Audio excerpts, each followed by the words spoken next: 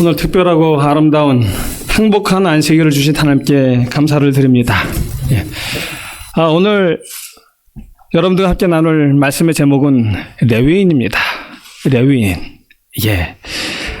성경을 아는 분들, 레위인 하면 특별한 의미가 있음을 아시겠죠? 예. 오늘 제가 또 왜 레위인에 대해서 왜 설교를 하는지도 벌써 이해가 되실 거고요. 오늘 레위인을 부르신 하나님의 그 이야기를 살피면서 또 우리에게 맡기신 하나님의 사명에 대해서 함께 나누기를 원합니다. 우리의 본문의 말씀은 민수기 8장 14절로 19절에 있는 말씀입니다. 민수기 8장 14절로 19절에 있는 말씀을 제가 봉독해 드리겠습니다. 너는 이같이 이스라엘 자손 중에서 레위인을 구별하라. 그리하면 그들이 내게 속할 것이라. 내가 그들을 정결케 하여 요제로 드린 후에 그들이 회막에 들어가서 봉사할 것이니라. 그들은 이스라엘 자손 중에서 내게 온전히 드린 바 된 자라. 이스라엘 자손 중 일절 초태생 곧 모든 처음 난 자와 대신으로 처음 난 자의 대신으로 내가 그들을 취하였나니. 이제 우리 마지막 절로 넘어가도록 하겠습니다. 19절입니다. 내가 이스라엘 자손 중에서 레위인을 위하여 그들을 아론과 그 아들들에게 선물로 주어서 그들로 회막에서 이스라엘 자손을 대신하여 봉사하게 하며 또 이스라엘 자손을 위하여 속죄하게 하였나니, 이는 이스라엘 자손이 성소에 가까이 할 때에 그들 중에 재앙이 없게 하려 하였음이니라. 아멘. 민수기 8장은 이스라엘 백성들이 출애굽한 지 제2년 2월에 있었던 이야기입니다. 하나님의 명령을 따라서 인구 조사를 다 마치고 나고, 또 모세가 하나님의 명령을 따라서 성막 세우기를 다 필요한 후에 이제 모세가 하나님께 그 성막과 그리고 성막 안과 밖에 있는 모든 성전 기구에 기름을 발라 성별하던 그때의 이야기입니다.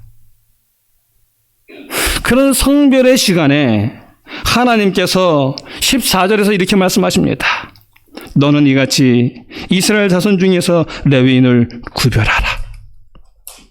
그러면 그들이 내게 속할 것이라. 하나님께서 특별한 구별의 시간, 성별의 시간에 하나님께서 레위인을 지명하셨습니다. 그리고 그들을 성별하라고 말씀하셨습니다. 그러면 그들이 당신의 것이 될 것이라고요. 하나님께서 왜 레위인들을 당신의 것으로 삼으셨을까요?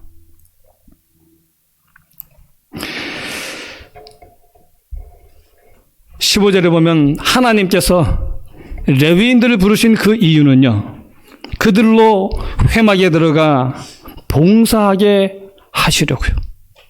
회막의 봉사를 하게 하려고 그들을 구별하신 것입니다. 자, 그러면 이 레위인들이 언제부터 성막에 들어가서 하나님께 봉사를 하게 되었을까요? 거기 15절을 보면 말씀하십니다. 내가 그들을 어떻게 하고요? 정결케 하고, 또 어떻게 한 후에요? 요제로 드린 후에. 여러분들은 언제 깨끗하게 되셨습니까? 여러분들은 언제 정하게 되셨습니까? 혹시 이거 들어보셨습니까? 정하게 되겠네. 정하게 되겠네.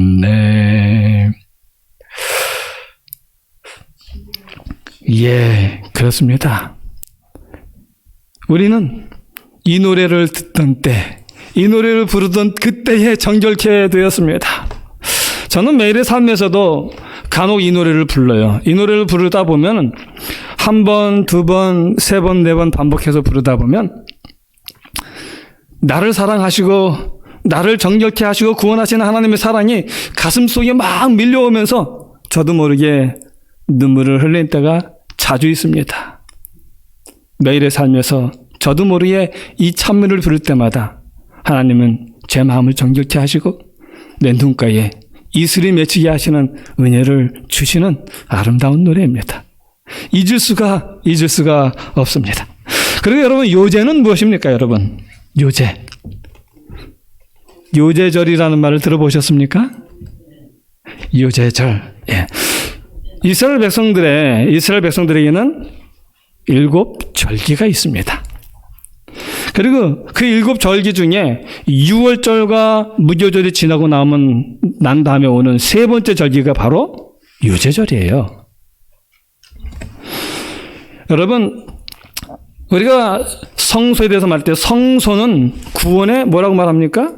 구원의 청사진이라 말을 하고, 절기는 구원의 시간표라고 말을 합니다. 그런 의미에서 볼 때에 자, 요제는 흔든다라고 하는 그런 의미를 가지고 있습니다. 6월절은 무슨 절기일까요, 여러분? 6월절은 무슨 절기입니까? 6월절의 시작은 출애굽하면서 나온 거예요. 그렇죠? 예. 그래서 어린 양을 희생제물로 드리는, 그 어린 양의 피로 구원받은 그 출애굽의 이야기를 기념하는 이야기죠. 그래서 그 6월절 어린 양은 우리가 흔히 말하기를, 우리가 잘 아는 것처럼 바로 예수 그리스도를 표상합니다. 우리 인류를 위하여 십자가에 달려 돌아가시고 우리를 위해 피를 흘리신 예수 그리스도의 죽음을 기념하는 절기죠. 그렇다면 흔든다는 의미를 가지고 있는 요제절은 무엇을 상징할까요? 그것은 바로 부활을 상징하는 것입니다. 부활. 죽은 자들의 첫 열매가 되신 예수 그리스도의 죽음을 기념하는 것입니다. 그럼 여러분, 지금도 요제절이 있을까요? 요제절이 지금도 있습니까? 없어요? 네, 요제절이 말은 다르지만 있습니다. 뭡니까?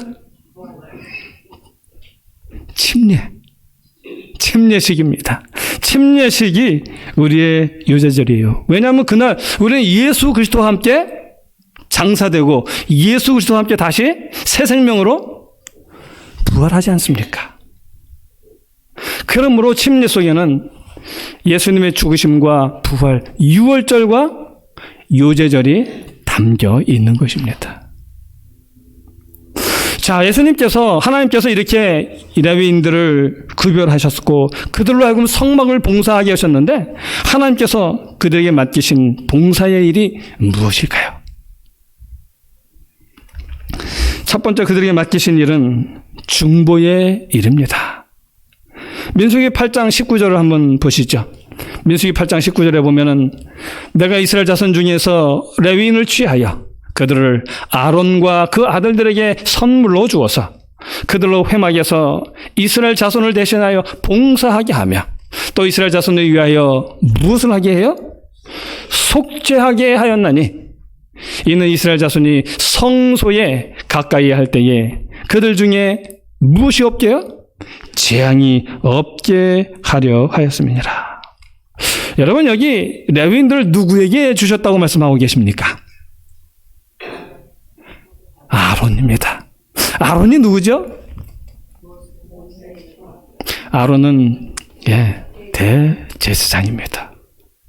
대제사장입니다. 그 대제사장 아론은 누구를 표상합니까? 예수 그리스도를 표상합니다. 우리를 위하여 중보하실 예수 그리스도를 표상하는 것입니다. 이 대제사장 아론을 도와서 봉사하는 사람, 그 사람이 지금 누구라고 말씀하는 거예요? 레위인입니다. 레위인들이 그 대제사장을 도와서 봉사하는 사람들입니다. 이렇게 아론을 도와서 성소에서 봉사할 뿐만 아니라 또 이스라엘 자손들을 위하여 하는 중요한 일 하나가 있는데, 그 일이 무엇인가 하면 속죄하는 일입니다. 요즘 우리가 하는 말로 이야기하면 백성들을 위하여 중보하는 일입니다. 그래서 레위인들은 그 성소를 중심으로 진을 쫙 칠 때에도 항상 사면 성소 가장 가까이 누가 진을 쳤어요? 레위인들이 진을 쳤습니다. 그렇게 하여야 이스라엘 백성들에게 재앙이 이르지 않게 되었습니다. 그렇다면 오늘 우리 로즈미드 교회의 레위인들은 누구일까요? 우리 로즈미드 교회의 레위인들은 장로님들과 집사님들이십니다. 왜냐하면 하나님께서 여러분들을 특별히 구별하여 당신의 소유된 백성으로 삼으셨기 때문에 그렇습니다.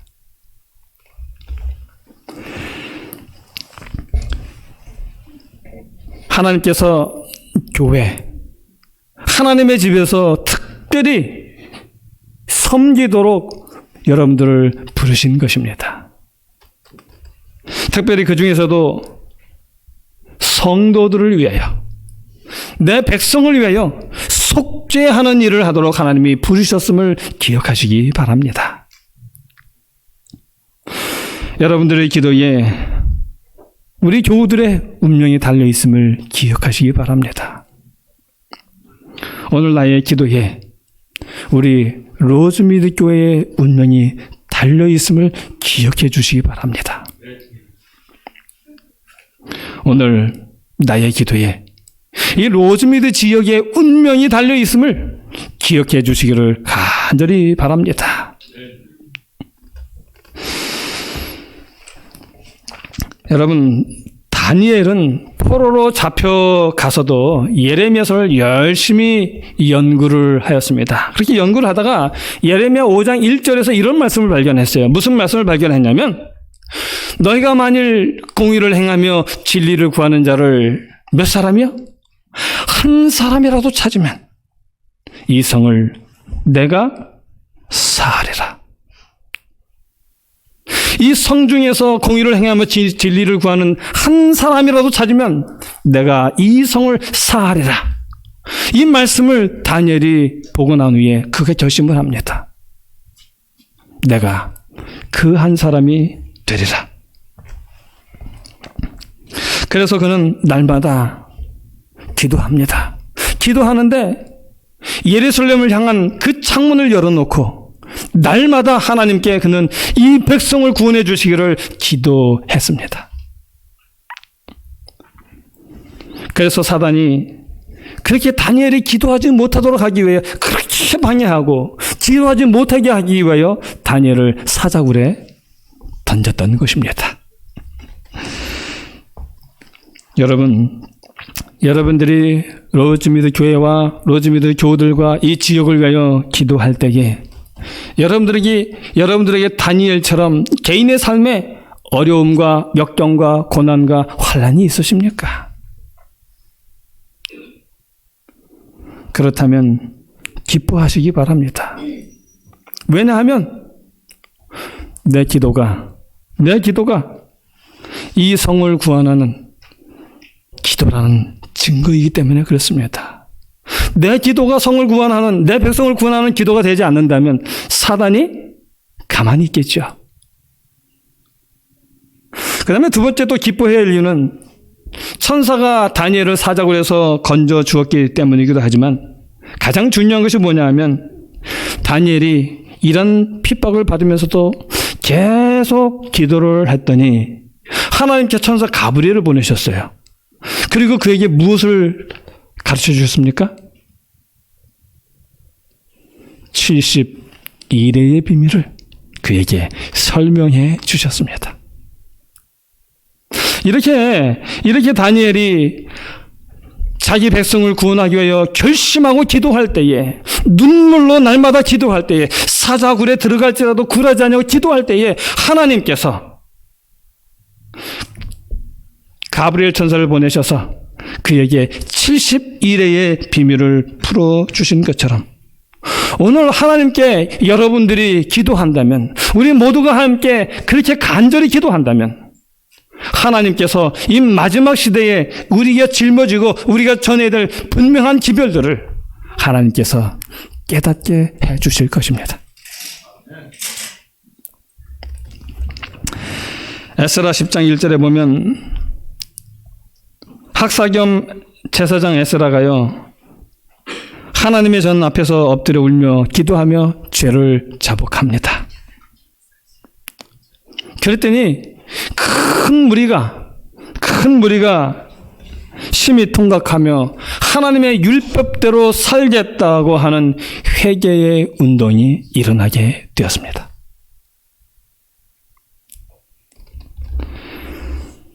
오늘 우리가 주의 준에서 울며 기도드리는 우리의 기도를 통하여 오늘 우리에게서 회개의 운동이 일어날 수 있습니다. 야고보서 5장 16절에 보면은 의인의 간구는 역사하는 힘이 많으니라라고 하십니다. 여러분, 오늘 하나님께서 우리 한 사람의 기도를 듣기 위하여 귀를 기울이고 계심을 기억하시기 바랍니다. 특별히 오늘 안수를 받은 우리 이호재 집사님 어디 계세요? 왜 안 보이십니까? 아, 통역실에. 예. 예, 우리 이호재 집사님 기억해 주시기 바랍니다. 오늘 집사님의 가세한 그 한 사람의 기도가 오늘 우리 교회를 변화시킬 수 있다는 사실을 기억하시고 우리 모두를 구원할 수 있다는 사명을 가지고 기도의 사람으로 살아가시기를 간절히 바랍니다. 그 다음에 레위인들이 하는 두 번째 일이 봉사가 무엇이냐면 말씀을 깨닫게 하는 일이었습니다. 여러분, 이스라엘 백성들이 포로에서 돌아온 후에 레위인들이 한 일이 무엇입니까? 느헤미야 8장 7절로 9절에 있는 말씀을 보겠는데요. 이 느헤미야서는 다니엘이 기도한 지 약 100년이 지난 BC 433년경에 기록되어진 성경책입니다. 여기에 보면 이렇게 말해요. 레위 사람들이 백성에게 율법을 깨닫게 하는데 하나님의 율법책을 낭독하고 그 뜻을 해석하여 백성으로 그 낭독하는 것을 다 뭐예요? 깨닫게 하며 9절에 백성이 율법의 말씀을 듣고 다 우는지라. 놀라운 일이 일어났지요. 바벨론에서 그 일부 포로들이 돌아왔습니다. 그리고 성벽 봉사가 끝날 즈음에 학사 겸 제사장이 여호와의 율법을 백성들에게 가르치기로 결심을 합니다. 그래서 그들이 7월 1일이 뭐죠? 아닌데요? 나팔절이죠.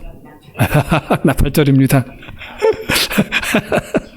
예. 7월 1일 스무납 광장의 모든 백성들이 다 모여서 하나님의 율법책을 듣습니다. 에스라가 낭독을 합니다. 그때 레위인들이 무엇을 했냐면요, 레위인들이 자기 처소에서 백성들이 그 말씀을 다 깨닫게 해주는 거예요. 가르쳐 준 것입니다. 그러자 백성들이 하나님의 그 말씀의 율법의 말씀을 다 듣고 울었어요. 여기 이야기하지 않습니까? 백성들이 율법의 말씀을 듣고 다 우는지라. 여러분, 말씀을 보면서 눈물이 막 쏟아진 경험들이 있으시죠?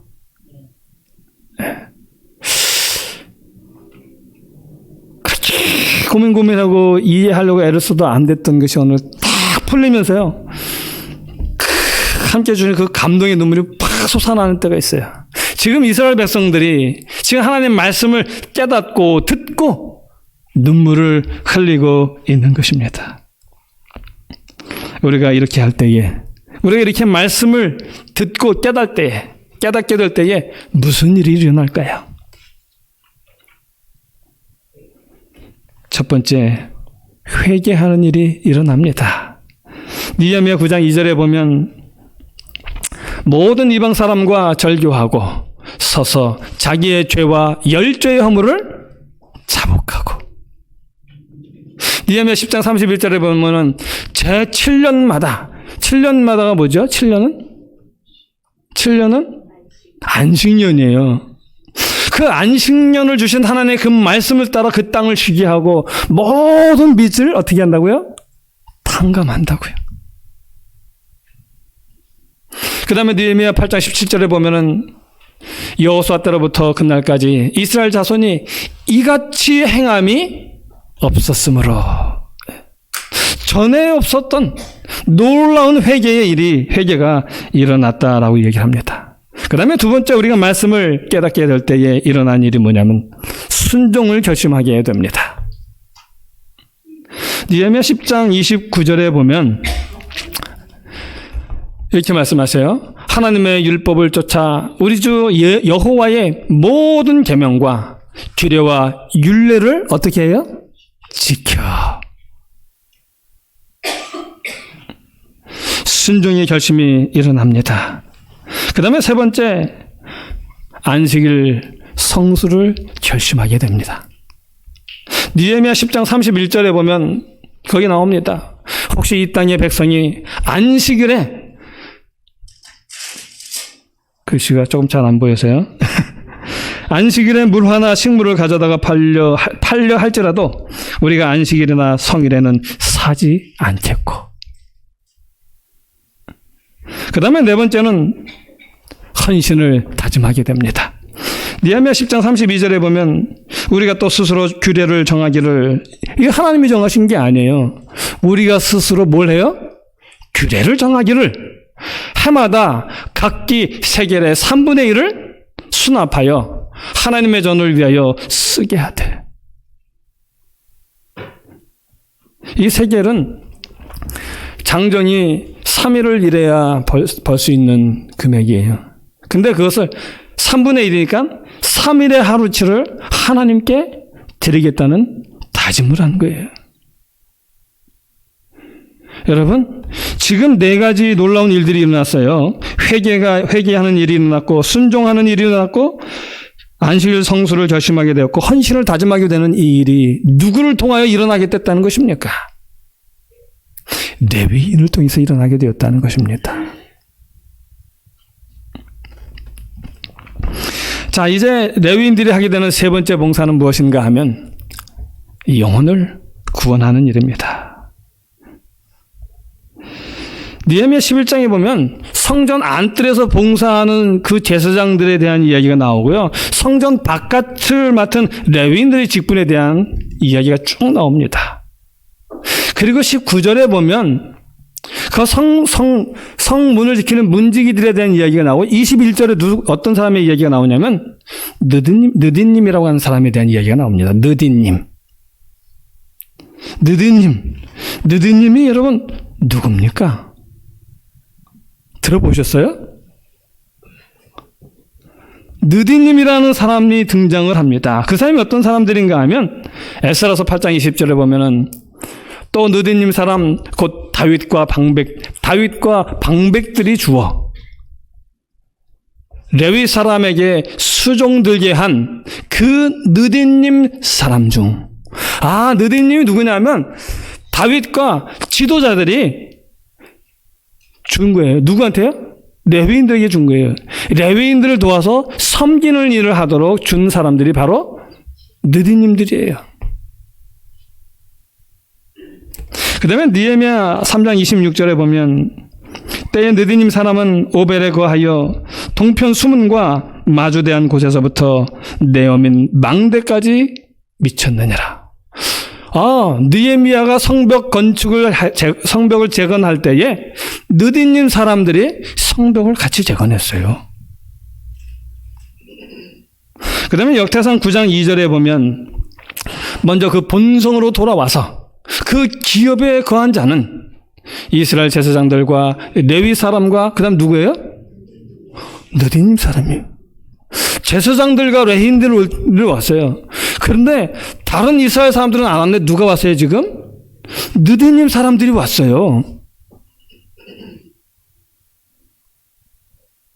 이 느디님 사람들은 레위인을 돕는 사람들이죠. 그리고 예루살렘에 돌아올 때에 가장 먼저 돌아와서 예루살렘에 거주했던, 그 기업에 거주했던 사람들입니다. 이 느디님 사람들이 누굽니까, 여러분? 레위인인가요? 레위인 아닙니다. 그들은 포로예요. 포로입니다. 여기 아까 다윗 때 얘기하잖아요. 포로예요. 포로된 사람들입니다. 그때부터 레위인에게 주어서 레위인들을 도와서 성전에서 봉사하며 살게 했던 사람들이 바로 느디님 사람들이에요.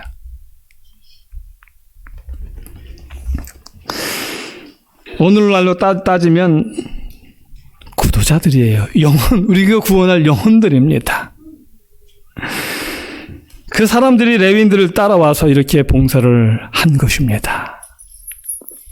과거에는 레위인들이 이 일을 감당하였지만 지금은 누가 감당합니까? 집사님들과 장로님들이 이 일을 감당해야 합니다. 하나님께서 열방의 모든 족속들이 하나님의 영광을 보게 될 그때가 올 것이라고 말씀하셨어요. 어떻게 볼 수 있을까요? 어떻게 볼 수 있을까요? 이사야서 66장을 한번 보시기 바랍니다. 이사야서 66장 20절로 21절입니다. 나 여호와가 말하노라. 이스라엘 자손이 예물을 깨끗한 그릇에 담아 여호와의 집에 드림같이 그들이 너희 모든 형제를 열방에서 나의 성산 예루살렘으로 말과 수레와 교자와 노새와 약대에 태워다가 여호와께 예물로 드릴 것이요. 여호와께 뭘 드린다 그래요? 지금 모든 형제를 드린다는 것입니다. 옛날에는 우리가 소나 양을 잡아서 희생제물을 드렸는데 지금은 그렇지 않아요.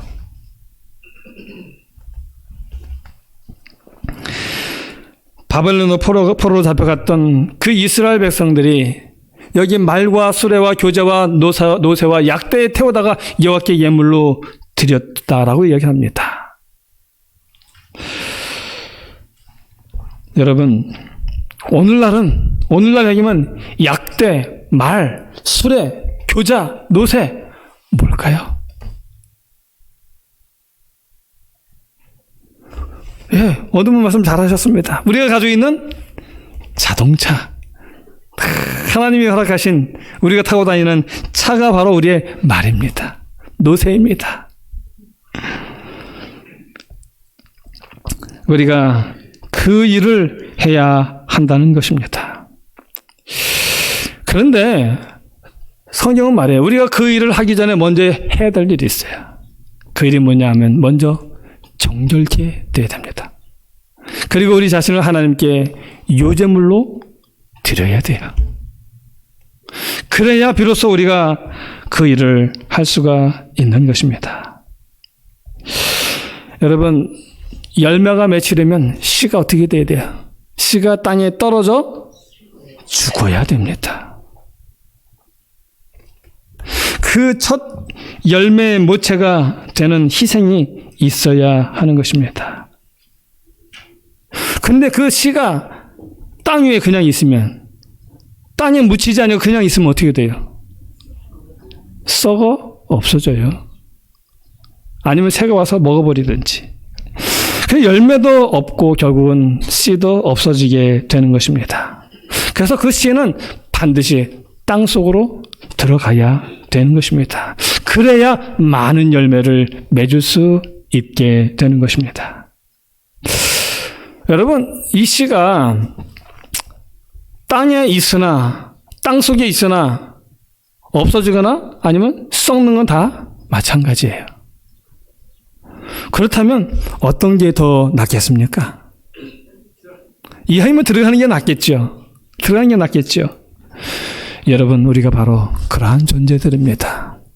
우리가 아무리 열심히 건강을 챙기고 더 건강하게 살려고 애를 쓰는데 세월을 따라 더 건강해지셨습니까? 아니면 더 약해지셨습니까?